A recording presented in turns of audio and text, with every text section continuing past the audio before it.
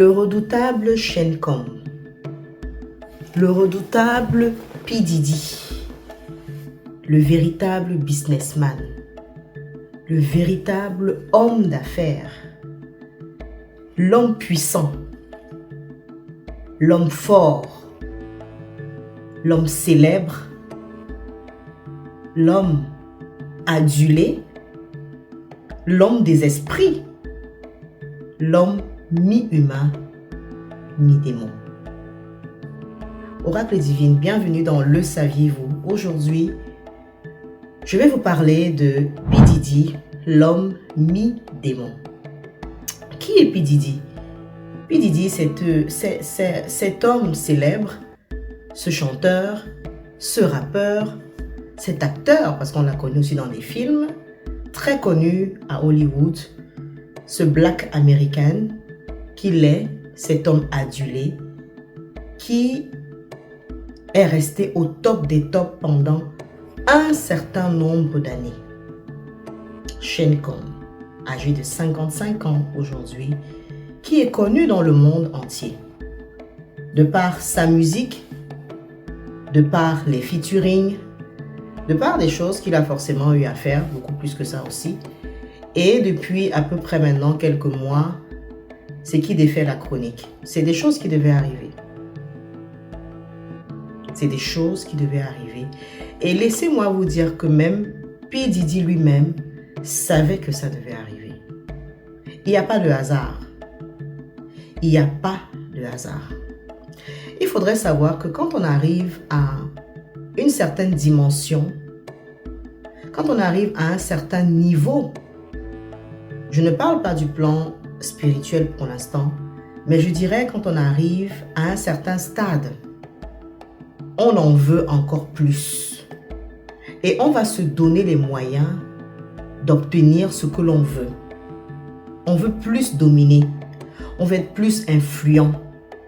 On veut plus le pouvoir. Et quand on veut plus le pouvoir, on est obligé de passer par certains couloirs.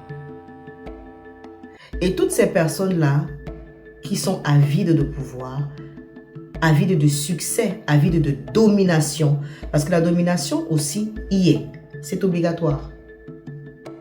L'esprit de domination, la supériorité sur l'autre y est. Forcément, tu vas passer par certains couloirs. Forcément, tu vas faire un certain nombre de choses qui pour toi, à un moment donné, vont te sembler normales. Pourquoi P. Diddy, mi-démon, mi-humain? Mi-humain parce que naturellement, c'est un homme. C'est un homme humain. C'est un homme d'apparence humaine.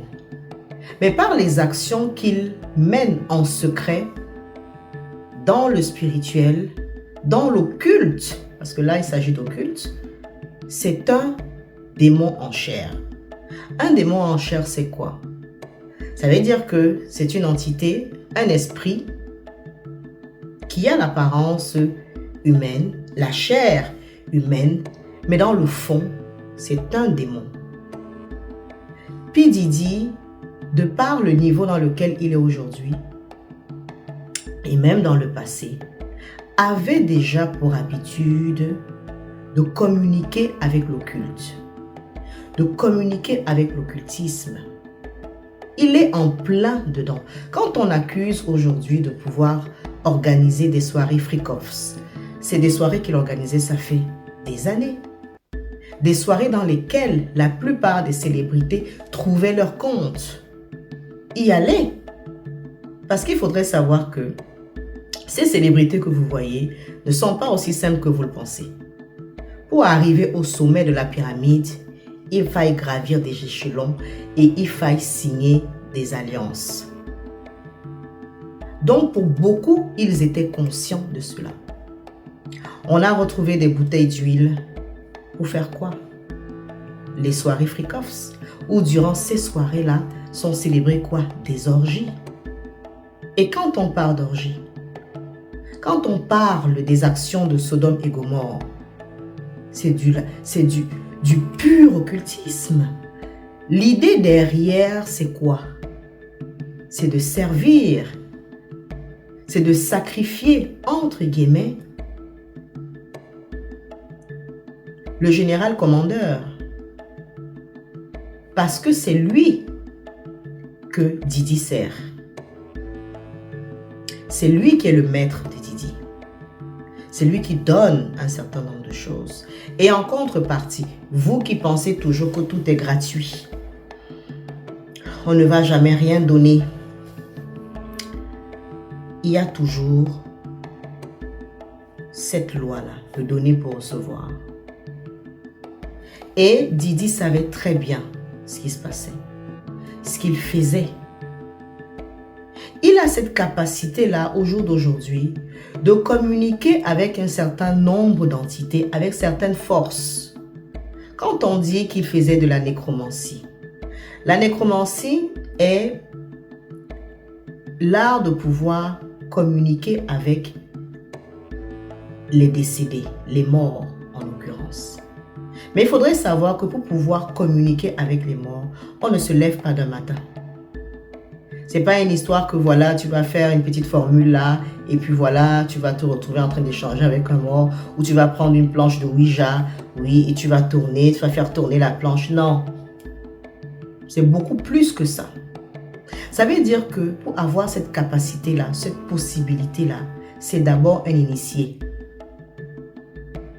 C'est un initié qui a forcément eu des initiations, des alliances. Et ça lui permettait de pouvoir, au travers de cela, de pouvoir invoquer les morts afin de savoir un certain nombre de choses. Maintenant, pour savoir un certain nombre de choses, tu n'es pas obligé spécialement de faire que des invocations de nécromancie. Non, il y a plusieurs autres moyens. Mais c'est sûr que par le biais de la nécromancie, on va dire qu'à 90%, tu as de meilleurs résultats. Donc, il sait ce qu'il fait. C'est pour ça que j'ai dit au départ, tout ce qui se passe aujourd'hui, il était au courant. Il savait que ça devait arriver. Il savait qu'il devait arriver à ce stade-là. Et je peux vous dire qu'il fait beaucoup plus que ça. Au-delà qu'il y ait des soirées orgies qui soient organisées, avec d'autres participants, parce que dès l'instant où on a déjà cette influence-là, physique et aussi spirituelle, il y a la domination, comme je l'ai dit au départ. Donc forcément, on devient aussi intouchable. Parce que c'est un homme intouchable. C'est un homme intouchable. On devient cet homme-là intouchable. On a l'accès facile. On peut avoir les filles que l'on veut. On peut faire ce que l'on veut. On a la possibilité de contrôler les autres parce qu'il contrôlait. Combien de fois il a été accusé? Malgré ces accusations-là, il était toujours debout. De par l'occultisme dans lequel il est ancré, il avait la possibilité de pouvoir déjouer. Et en contrepartie, il fallait qu'il donne. Il faut qu'il donne. Faire de la nécromancie n'est pas donné à tous. Mais comme je l'ai dit, il faut être initié. Ça veut dire que dans cette pratique-là, il a les éléments nécessaires afin de pouvoir invoquer l'esprit ou invoquer les morts, demander ce qu'il veut, donner aussi en contrepartie. Parce qu'il y a aussi un donner. S'il faille donner un sacrifice, il peut donner le sacrifice qui va avec. Maintenant, dans le cadre de cet homme-là dont j'ai dit qu'il est mi-humain, mi-démon. Ce n'est pas un homme comme tous les autres. Parfois, vous avez vu déjà certaines vidéos ou certaines images, je pense que plus des vidéos, où on montre une personne et subitement, peut-être la caméra se fiche sur cette personne-là et d'un coup, vous voyez comme un faciès qui change ou genre une déformation. Généralement, ce sont des personnes déjà qui sont possédées par certains démons.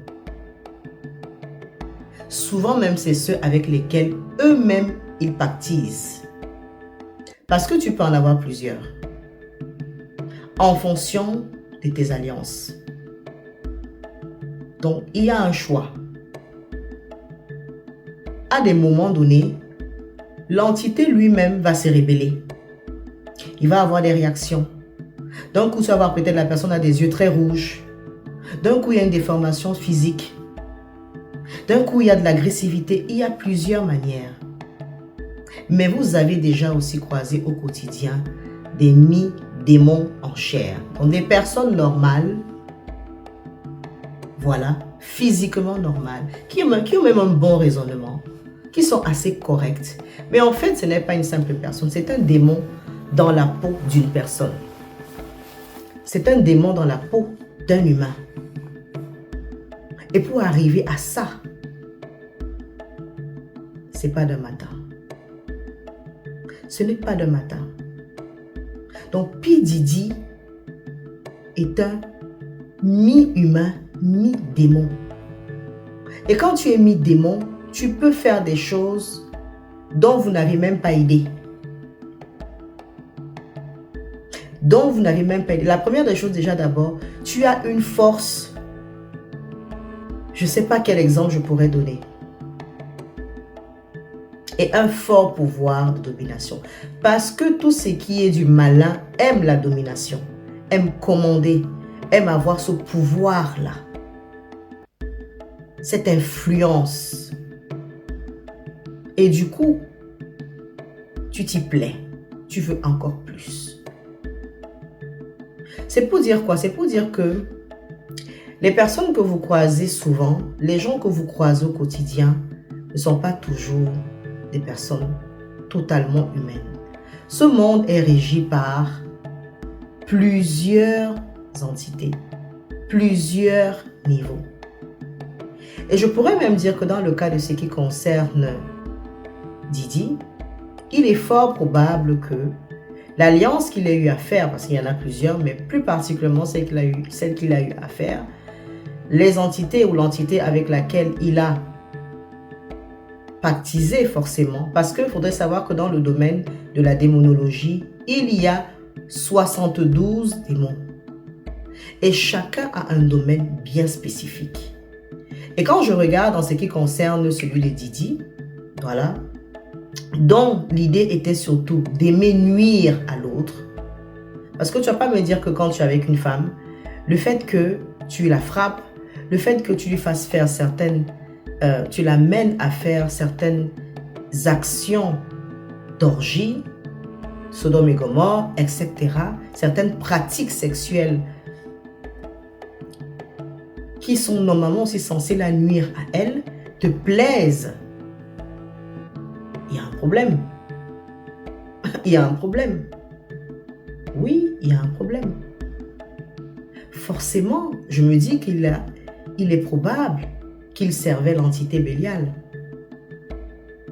qui est ce grand démon de l'enfer. Autour de vous, vous avez déjà eu à être en contact avec de ces personnes-là. Possédés même par ces entités-là. Possédés par ces esprits. Et quand ils prennent le contrôle de vous, c'est difficile de s'en défaire. C'est pas un bain de sel, hein. Ils te possèdent.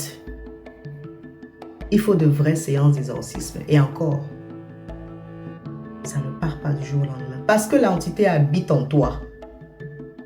Il est avec toi. Il contrôle. Toi, c'est lui. Lui, c'est toi. L'affaire Diddy ne s'arrête pas là.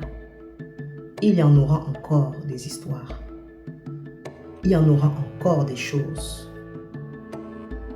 Mais l'avenir nous dira. C'était Oracle Divine, votre prêtresse. Gratitude à tous. Likez, partagez.